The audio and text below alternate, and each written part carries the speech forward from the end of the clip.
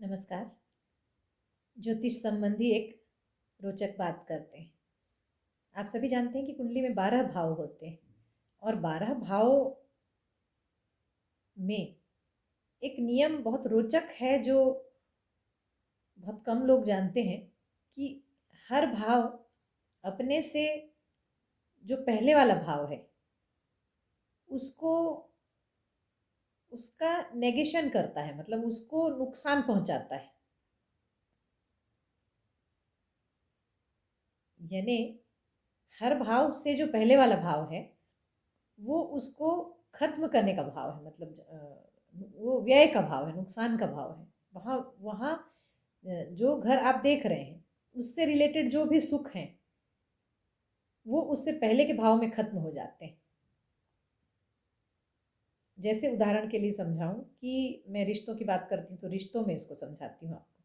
जैसे दूसरा भाव परिवार का है, दूसरा भाव पारिवारिक एटमॉस्फेयर का है, मतलब परिवार का है, आपके जो भाई बहन रिश्तेदार इन सब का है दूसरा भाव।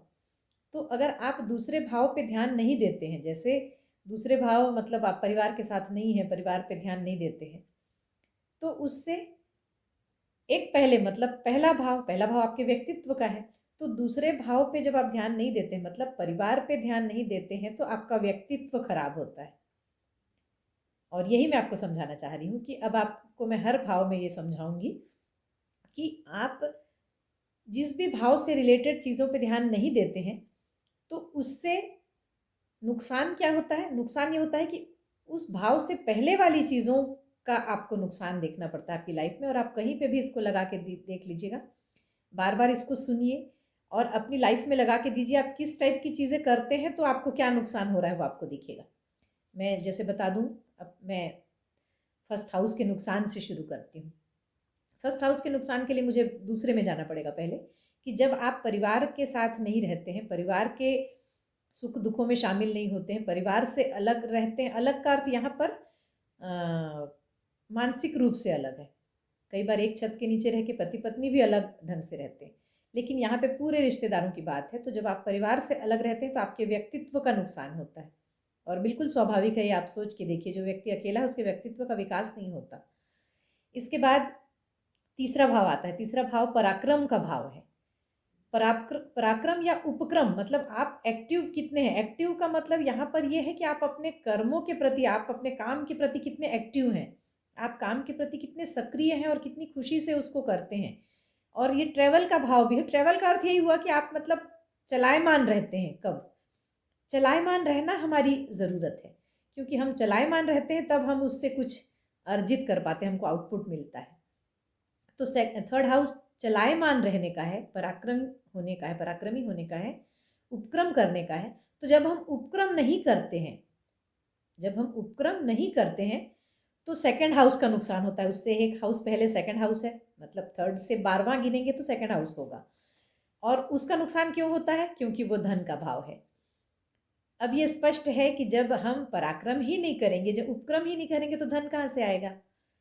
तो थर्ड हाउस से रिलेटेड हम अगर लापरवाही बरतते हैं तो सेकंड हाउस का नुकसान होता है, मतलब धन भाव का, धन का नुकसान होता है। इसके बाद आता है फोर्थ हाउस। जब हमारा पारिवारिक माहौल खराब होता है, पारिवारिक माहौल यहाँ पर यह है कि गृह सुख बोलते हैं इसको, आपके घर के चारों ओर का एटमॉस्फेयर, भीतर का आपके घर कैसी स्थिति, आपकी पत्नी से, आपके बच्चों से, आपके घर का वातावरण, आप घर में आपकी उपस्थिति किस तरह की होती है, निगेटिव या पॉजिटिव, आप कितने किस तरह के नेचर के हैं, आप कैसे बिहेव करते हैं सबसे, अपनी पत्नी से, बच्चों से, पत्नियां अपने पति से कैसे बिहेव करती हैं, ये सारी चीज़ें इसमें आती हैं। तो जब आप फोर्थ हाउस की लापरवाही करते हैं, मतलब अपने परिवार की ओर ध्यान नहीं देते, अपने परिवार से हंसते नहीं हैं, घुल मिल के बात नहीं करते हैं, तो ऐसे में आपका थर्ड हाउस का नुकसान होता है, क्योंकि चौथे से 12वां थर्ड है और कुंडली में 12 भाव होते हैं, आपको पता है। तो चौथे से 12वां थर्ड है, तो किसका नुकसान होता है? जब आप परिवार पे ध्यान नहीं देते, पत्नी पे ध्यान नहीं देते, बच्चों पे ध्यान नहीं देते, या पत्नियां पति पे ध्यान नहीं देती, तो ऐसी स्थिति में पराक्रम का नुकसान होता है। आप देखिएगा कि जो लोगों के बीच में बहुत ज़्यादा हंसी मजाक या मेल मिलाप नहीं है परिवार के अंदर में, वैसे लोगों का पराक्रम कम होता हुआ आप देखेंगे। आप अगर मार्क करें तो वैसे लोग बहुत एक्टिव नहीं रह जाते, ट्रैवल करना नहीं चाहते, मतलब कहीं निकलना नहीं चाहते घर से, और वो अक्सर आप देखेंगे कि एक जगह पड़े रहना ज़्यादा पसंद करते हैं। तो ये पराक्रम को कम करता है, इसका मतलब कहीं ना कहीं जंग लग जाती है, ये बोल सकती हूँ, अगर आपका चौथा हाउस को आप लापरवाही से ले रहे हैं तो। और चौथा हाउस गृह सुख का है। इसके बाद हम लोग फिफ्थ हाउस में आते हैं। फिफ्थ हाउस आपके ज्ञान का है, आपकी संतान का है, और आपके मनोरंजन का भी है, स्पोर्ट्स वगैरह, कला वगैरह। तो जब हम लोग फिफ्थ हाउस से रिलेटेड ध्यान नहीं देते, मतलब बच्चों पे ध्यान नहीं देते, या अपने ज्ञानार्जन पे ध्यान नहीं देते हैं, या हम लोग मनोरंजन पे ध्यान नहीं देते। अब मनोरंजन भी ज़रूरी है लाइफ के लिए।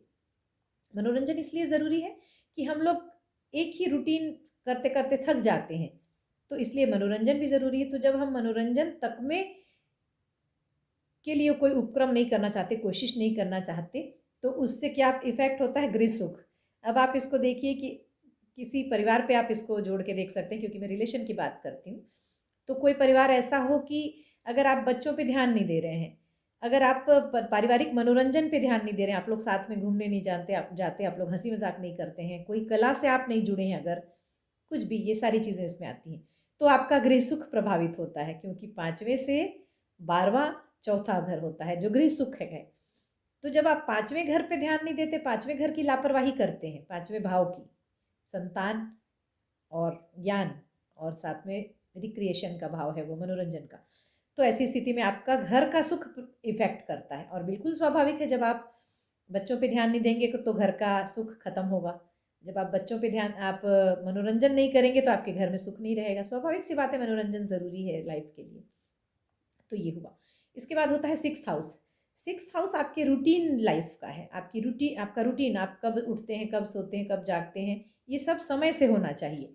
मैं अक्सर लोगों की कुंडलियाँ देखते समय कहती हूँ, कुछ चीज़ें मुझे अगर ऐसी लगती हैं कि यहाँ पे ये ठीक किया जा सकता है, तो वैसे समय में बहुत ज़्यादा पूजा पाठ और ऐसे उपाय न बताकर मैं ये कहती हूँ कि आप रूटीन लाइफ जीना शुरू कीजिए। उसके पीछे रीज़न ये है कि जब रूटीन लाइफ व्यक्ति जीना शुरू करता है, अब रूटीन लाइफ का मतलब ये है, लोग बोलेंगे कि हम तो नौकरी में, हम रोज़ समय से उठते हैं, समय से जाते हैं, ऐसा नहीं। जिस दिन छुट्टी हो उस दिन भी आप उसी वक्त उठें, और एक रूटीन बना लें कि इस वक्त मुझे ये करना है, और उसके बाद जो आपकी सर्विस का टाइम है, अगर छुट्टी है तो उस वक्त आप कोई दूसरा काम करें, लेकिन उसे सो कर ना बिताएं। आप देखिए, ये जब हम लोग रूटीन को ख़राब करते हैं, तो रूटीन को ख़राब करते हैं तो नेचुरल सी बात है कि जब, जैसे हम विद्यार्थी हैं, हम रूटीन ख़राब करते हैं, सोए पड़े रहते हैं, तो हमारा ज्ञान अर्जन नहीं हो पाता। हमारी रूटीन ख़राब है तो हमारे बच्चे हमसे नाराज़ रहते हैं, क्योंकि हम उनको समय नहीं दे पाते। हमारी रूटीन ख़राब है तो हम मनोरंजन नहीं कर पाते, क्योंकि हम लोग वहाँ तक पहुँच ही नहीं पाते हैं, सोकर ही पूरा जीवन बिता देते हैं। तो सिक्स्थ हाउस के जो बैड इफ़ेक्ट हैं, सिक्स्थ हाउस पर ध्यान नहीं देने पर ये फिफ्थ को इफ़ेक्ट करता है। फिफ्थ क्योंकि 12वां है उससे। इसके बाद सेवन्थ हाउस की बात करेंगे। सेवन्थ हाउस दाम्पत्य का है, दाम्पत्य जीवन और पार्टनरशिप का। तो जब हम पार्टनरशिप पे ध्यान नहीं देते, अपने दाम्पत्य जीवन पर ध्यान नहीं देते हैं, ये बहुत सोचने वाली बात है। जब हम दाम्पत्य जीवन पर ध्यान नहीं देते हैं, हम अपने पार्टनरशिप की जो रूल्स हैं या उनके जो वादे हैं उसको प्रॉपर ध्यान नहीं देते, या दाम्पत्य जीवन के वादों को ध्यान नहीं देते हैं, तो ऐसी स्थिति में हमको सिक्स्थ हाउस के इफेक्ट मिलने लगते हैं, हमारा सिक्स्थ हाउस खराब होता है। और सिक्स्थ हाउस क्यों खराब होता है? सिक्स्थ हाउस किसका है? सिक्स्थ हाउस आपके रूटीन लाइफ के साथ साथ में आपके रोग, रिपु और ऋण का भी है। जैसे ही आप सेवन्थ हाउस के को बुरा करते हैं, मतलब सेवन्थ हाउस पे ध्यान नहीं देते, उस हाउस से रिलेटेड रिश्तों पर ध्यान नहीं देते, तुरंत आपको रोग घेरने लगते हैं। आप अगर अपने जीवनचर्या में इसको लगा कर देखें तो आपने देखा होगा, जहाँ दाम्पत्य जीवन में खटास आती वहाँ तबीयत तुरंत खराब होती, जहाँ दाम्पत्य जीवन ठीक है वहाँ तबीयत अच्छी। तो अगर तबीयत अच्छी रखना है तो दाम्पत्य जीवन सही रहे, और अगर रूटीन लाइफ रखना है, तबीयत अच्छी रखना है, तो दाम्पत्य जीवन के ऊपर ध्यान देना शुरू करें। ये, और इसके बाद 8वें भाव की बात करते हैं। 8वां भाव आयु का है, 8वां भाव रहस्यमयी चीज़ों का है, 8वां भाव ऑकल्ट विद्या का भी है, ज्योतिष विद्या वगैरह और तंत्र विज्ञान वगैरह। तो ये इसके पॉजिटिव हुए, और जो इसका निगेटिव है वो पीड़ाओं का है। 8th हाउस से आपको पीड़ा आती है, लाइफ में जितनी पीड़ा है वो 8th हाउस से होकर आती, ऐसा माना जाता है। तो जब आप 8th हाउस पे ध्यान नहीं देते, अब 8th हाउस पे ध्यान कैसे दें? वो तो पीड़ाओं का है, वो तो आयु का है, और बहुत से लोग 8th हाउस को यूज़ करना नहीं जानते हैं। 8th हाउस से रिलेटेड हम कुछ भी नहीं करते। ज्योतिषियों को छोड़ दीजिए, या जो तंत्र से जुड़े हैं, तंत्र विद्या से, या फिर पूजा पाठ से जुड़े हैं, कर्मकांड से जुड़े हैं, उनको छोड़कर बोल रही हूँ मैं। तो क्या करें इसके लिए? इसके लिए एक आम व्यक्ति के लिए कहूँ कि अगर 8th हाउस को उसको सुरक्षित रखना है, तो एक बहुत सरल सा उपाय है, बहुत छोटी छोटी चीज़ें हैं, लेकिन आपको बता रही हूँ कि अपने टैक्स पे करने में कभी देर ना करें। अपने टैक्स पे रखें, हमेशा पेड रखें, उसमें कोई गड़बड़ ना करें।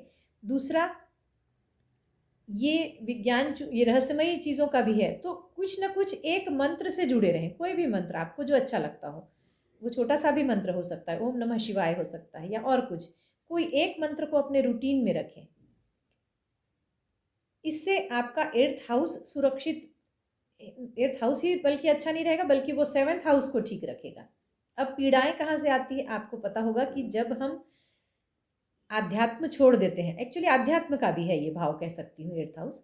तो जब हम आध्यात्म छोड़ देते हैं, हम भगवान पे विश्वास छोड़ देते हैं, हम छोटे मोटे पूजा पाठ भी बंद कर देते हैं, जिस भी धर्म को हम मानते हैं उससे रिलेटेड हम जो हमारी जो रोज़ की एक्टिविटी होना चाहिए वो हम बंद कर देते हैं, तो हमारा दाम्पत्य खराब होता है। और ये प्रमाण आपको एक नहीं 1000 मिल जाएंगे। इसके बाद होता है 9th हाउस। 9th हाउस है पिता का, 9th हाउस है आपके भाग्य का, और 9th हाउस कहलाता है उच्च शिक्षा का, जैसे कॉलेज है हो गया, पीएचडी वगैरह हो गई। पीएचडी यहाँ पर 8th हाउस से रिलेटेड है एक्चुअली पीएचडी, लेकिन उच्च शिक्षा का भाव 9th है। तो जब हम 9th हाउस पे ध्यान नहीं देते, मतलब हम अपनी उच्च शिक्षा का मतलब यहाँ पे पढ़ाई से ही मत लीजिए, हम अपने जो अपने अनुभवों को बढ़ाने में, अपने भाग्यवर्धन के लिए अच्छे काम करने में जब वो नहीं करते हैं, अपने आप को तराशते नहीं हैं, तराशे जाने का भाव है ये 9th एक्चुअली। और साथ में आपके पिता का मतलब विरासत में मिला जो काम धंधा है, व्यवसाय है, उसका भी भाव है। तो जब हम इन पे ध्यान नहीं देते, 9th हाउस उनका भी, आपकी जो परंपराएं हैं जो चली आ रही हैं, जैसे पीढ़ियों से चली आ रही कोई परंपरा ऐसी है, पितृ पक्ष में कुछ लोग करते हैं, कुछ और परंपराएं हैं अगर आपके घर में, तो उसका पालन नहीं करने पे क्या होता है? 8th हाउस खराब होता है, और 8th हाउस पीड़ाओं का है। आपने देखा होगा कि जो लोग घर में पितरों से रिलेटेड जो भी आपके परंपराएं हैं उसको नहीं निभाते, उनके घर में बहुत पीड़ाएं रहती हैं, उनके घर में ऐसी पीड़ाएं आती हैं कि वो उसको ठीक नहीं कर पाते। तो ऐसे समय में पितरों को पूजना पहले शुरू करें, सबसे पहले, और उसके बाद बाकी चीज़ें। फिर आता है 10th हाउस। 10th हाउस आपके कर्म का है, आपका जो भी व्यवसाय है, चाहे जो भी, जहाँ आप कर्म स्थल, आपका कार्यस्थल, जहाँ आप बैठते हैं जाकर, आपकी सीट, उसका एटमॉस्फियर। तो 10th हाउस पर जब आप ध्यान नहीं देते हैं, मतलब उसके प्रति लापरवाह हो जाते हैं, तो क्या खराब होता है? 9th house. और 9th हाउस किस चीज़ का है? भाग्य का, आपके पितरों के आशीर्वाद का। तो जैसे ही आप कर्म स्थल के साथ में अन्याय करना शुरू करते हैं, या उसके प्रति निगेटिव हो जाते हैं, या वहाँ पर आपका मन अच्छा नहीं होता, आप अपने कार्यस्थल में बुझे बुझे से रहते हैं, बेचैन बेमन से रहते हैं, बहुत मुश्किल से जाते हैं, और वहाँ आपका मन नहीं लगता, निगेटिव रहते हैं, तो ऐसी स्थिति में आपका 9th हाउस खराब होता है, जो कि पितरों के आशीर्वाद का है, आपके बड़े बुजुर्गों का है, आपकी विरासत का है, एक तरीके से कह सकती हूँ। इसके बाद आता है 11th हाउस। 11th हाउस को भी आय का माना गया है, लेकिन ये इच्छा पूर्तियों का भाव है, मतलब जहाँ पे आपकी इच्छाओं को पूर्णता मिलती है, 11th हाउस, और साथ में आय का भाव भी है। तो इच्छाओं की पूर्ति की ओर जब हम ध्यान नहीं देते हैं, मतलब हम आय की ओर ध्यान नहीं देते, हमारी इनकम कैसे बढ़े और वो पॉजिटिव इनकम हो, और साथ में हम अपनी इच्छा पूर्ति के लिए कोशिशें जब बंद कर देते हैं, तो उससे कौन सा इफेक्ट करता है? उससे 12वां, मतलब कि 10वां भाव, यानी कि हमारा कर्म इफेक्ट होता है सीधे सीधे। हमारा कार्यस्थल का जो सुख है वो पूरा खराब हो जाता है जब हम अपने इच्छा पूर्तियों की ओर ध्यान नहीं देते, मतलब अपनी इच्छाएं हम लोग मारने लगते हैं सिर्फ इसलिए कि नहीं, हम लोग निगेटिव सोचते हैं कि नहीं हमारे पास तो ये हो ही नहीं सकता, जबकि ऐसा नहीं है। अगर कोशिश करते हैं कि नहीं, मुझे ये अचीव करना है, अचीवमेंट का है एक्चुअली 11th हाउस। तो जब आप अचीवमेंट्स की इच्छाएं करना बंद कर देते हैं, तब आपका 10th हाउस खराब हो जाता है, तब आप कर्म भी नहीं कर पाते, क्योंकि कार्यस्थल में आपका मूड ही वैसा नहीं रहता। इसके बाद है 12th हाउस, बहुत इंपॉर्टेंट हाउस है।